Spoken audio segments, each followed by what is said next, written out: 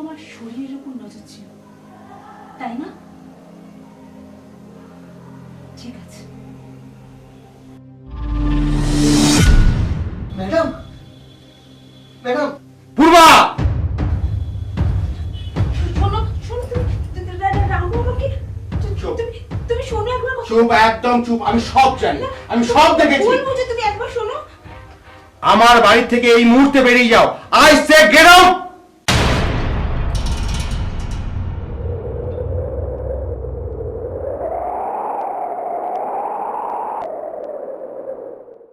তুমি একবার শোনো কথা। আমি বলছি বেরিয়ে যাও, শোনো না। বেরিয়ে যাও আমার বাড়ি থেকে।